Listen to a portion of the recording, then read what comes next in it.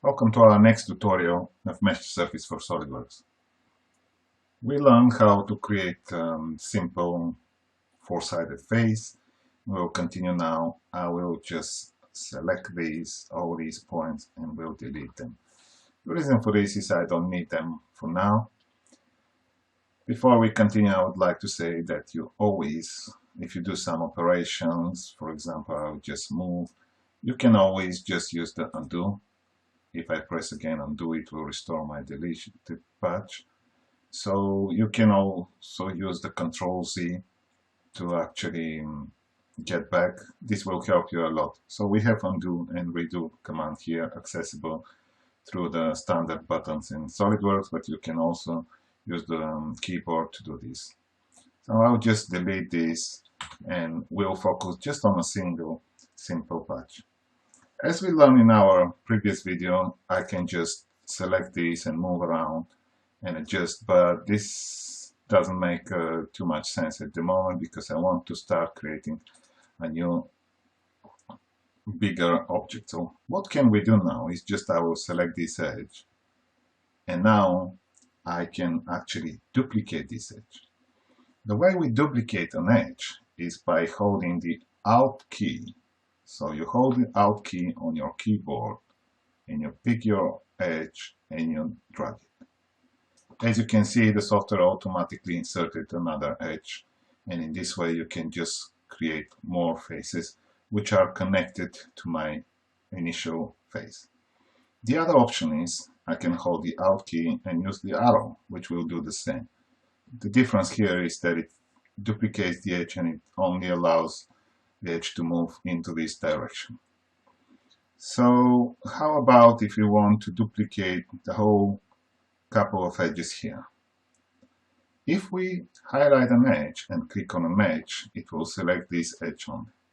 But there is a trick now that you can double click, which means you double click with your mouse. And what you see, that software automatically will select a whole, what we call edge chain. So now I have the whole edge chain and I can hold the Alt key, point to my arrow and drag. As you see, it inserted another edge which has been duplicated. Again, I can always just press Ctrl Z to get back if I don't like something. So I will hold the Alt key and will duplicate. Let's try now to move a little bit from 2D to 3D. As we said in the previous training session, we can use our manipulator. So what you see here, that I can start dragging, and I started creating a different shape here. For example, for the practicing, I will double click on this edge, which will select my whole chain. We'll highlight my arrow and we'll drag. You see that I already started creating my shapes, that it's a bit different. Again, I can move in space, I can scale. But what about this edge here? I can highlight it and double click on this edge, double click and it will select it.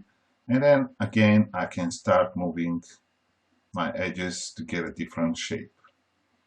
So this is how you actually duplicate the edges. And furthermore, we can actually duplicate a single edge. I can just pick this one, hold the Alt key, and we'll start dragging. What you see, we started changing the shape and it looks a bit different. Again, I can just start moving around and adjust my shape. So this was the way how to duplicate my edges with the Alt key, but for the purposes of ease of use, we have something, highlight indicator. If I highlight an edge, that will help me even quicker to duplicate my edges. This is what we call the duplicate handle. The duplicate handle appears in the middle of every edge, which we highlight here. As you can see, only its boundary. We can select an edge here, but there is no duplicate handle here. Also, by default, the duplicate handle is visible when we do this, but later when you try to do a more advanced operations, you will find out that this might be a bit disturbing, so it's an optional.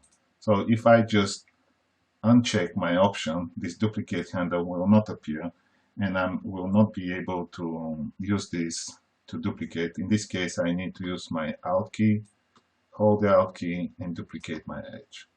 So this is about the duplication of an edge. Also, you can see that there are some points that are drawn in red, which means that these points are not really suitable for the surfacing, because here the U and V direction just doesn't meet well. So in some cases, you are able to actually start duplicating this point. Again, if it's painted in red, this means you can duplicate it. I will hold the Alt key, pick this point, and as you see, it creates another shape here. Again, I can do this the same. In this way, you can just tweak and create your shape in the space. Again, you can drag a point using the manipulator, or you can just pick the point and drag it in space. I think this is good for now. You can start practicing and learn how to actually duplicate an edge and a point. Thank you for watching.